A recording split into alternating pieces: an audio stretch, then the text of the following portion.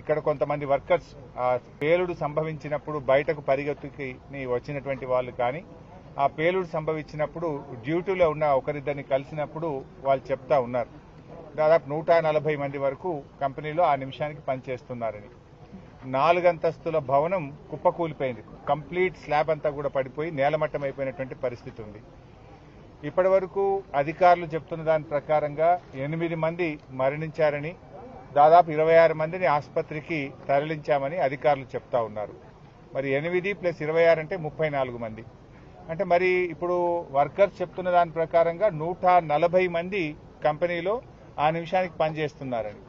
అందులో నుంచి ఎంతమంది బయటకు రాగలిగారు, ఎంతమంది ఆ స్లాబ్ల కింద ఉండిపోయారు అనేది అర్థం కానటువంటి పరిస్థితి ఉంది.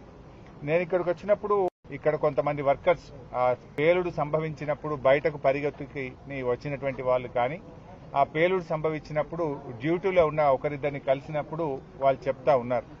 దాదాపు 140 మంది వరకు కంపెనీలో ఆ నిమిషానికి పనిచేస్తున్నారని. 4 అంతస్తుల భవనం కుప్పకూలిపోయింది. కంప్లీట్ స్లాబ్ అంతా కూడా పడిపోయి నేలమట్టం అయిపోయినటువంటి పరిస్థితి ఉంది.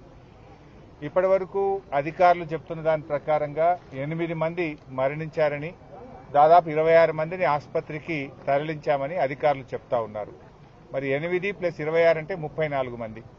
అంటే మరి ఇప్పుడు వర్కర్స్ చెప్తున్న దాని ప్రకారంగా 140 మంది కంపెనీలో ఆ నిమిషానికి పనిచేస్తున్నారని. అందులో నుంచి ఎంతమంది బయటకు రాగలిగారు, ఎంతమంది ఆ స్లాబ్ల కింద ఉండిపోయారు అనేది అర్థం కానటువంటి పరిస్థితి ఉంది.